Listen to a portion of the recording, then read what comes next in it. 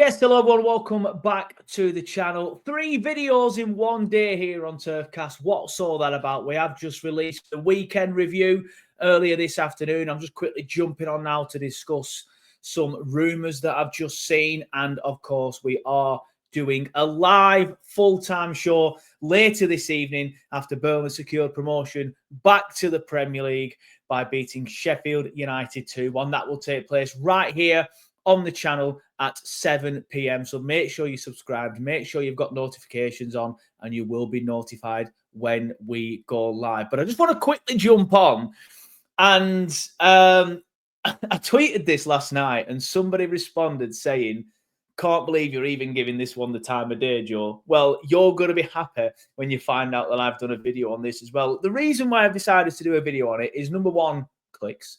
No, I'm joking. No, because it came out last night, right? And at first I was like, whatever.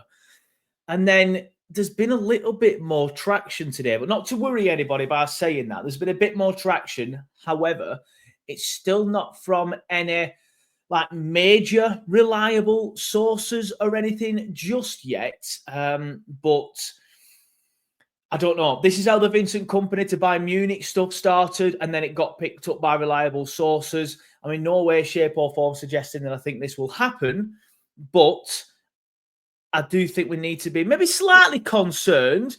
But yeah, the rumour is at the minute that Ange Postecoglou is set to leave Tottenham Hotspur at the end of this season, regardless of their progress in the Europa League. Now, how does that affect Burnley, I may hear you ask? Well, according to this report, as you can see down here, I'll just try and highlight it for you.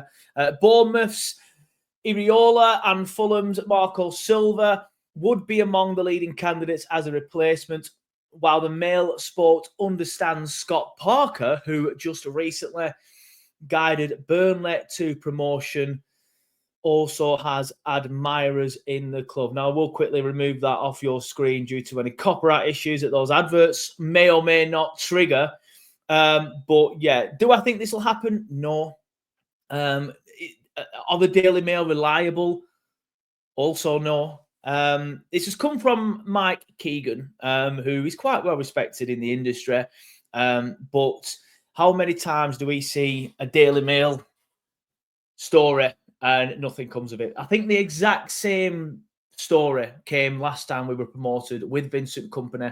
As soon as we got promoted, Tottenham were suddenly looking at him. That obviously never happened.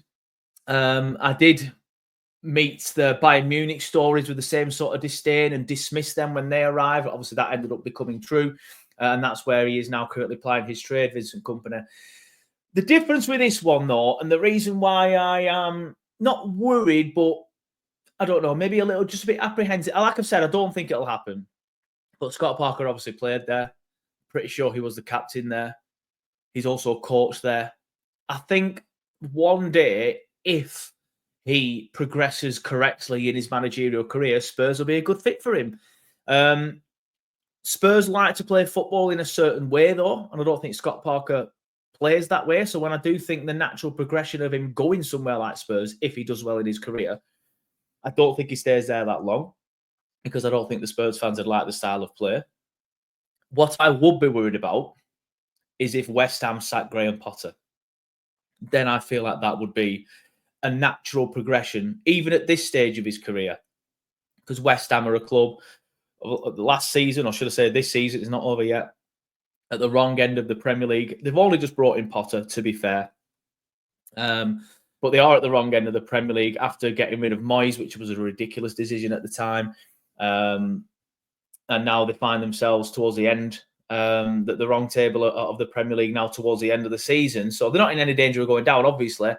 But I feel like West Ham, obviously he used to play for West Ham as well. That's why I obviously put the pieces together. I feel like that could be a natural progression. But look, it's the Daily Mail. I'm not overly worried. It's Mike Keegan, though. See, the Mike Keegan thing, and I'm not criticising Mike at all. The Mike Keegan thing gives it a bit of credibility, but then you remember where he works, and then the credibility just sort of like goes out of the window. But it wasn't just him. What I will say, though, is I'm about to bring in another article from another website and another place that potentially isn't the most reliable. But before we get into it,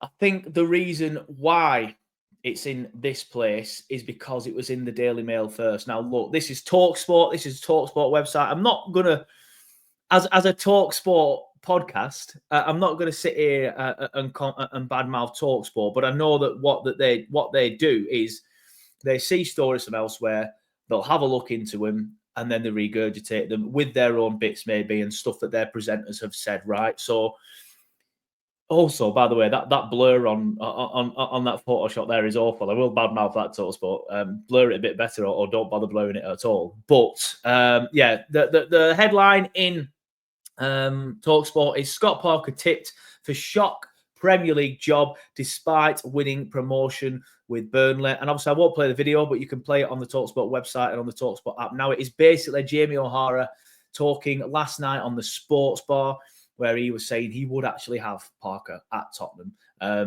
But anyway, the article goes in to say, back to the Premier League with Burnley, Scott Parker now has been touted for a return to Tottenham. The former Spurs midfielder made the jump from the Championship for the third time in his coaching career and has done so with an astonishing defensive record. That's some contrast to former club Tottenham, who look very likely to part ways with Ange Postecoglou, who has the team in 16th, 2 places above the relegation zone. So to be fair, I've just said all that about West Ham.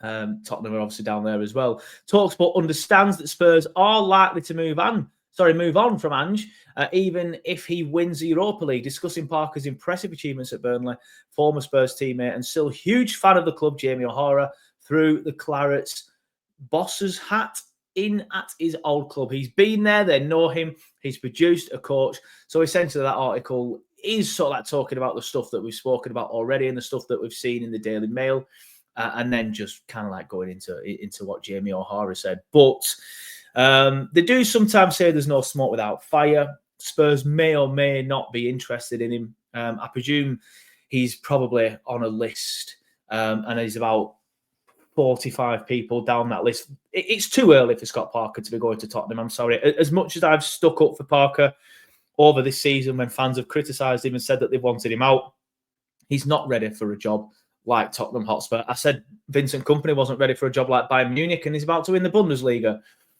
But me, my dog, my little boy, my dad, everybody watching this would win the Bundesliga, except Thomas Tuchel, obviously, would win the Bundesliga with Bayern Munich. It's.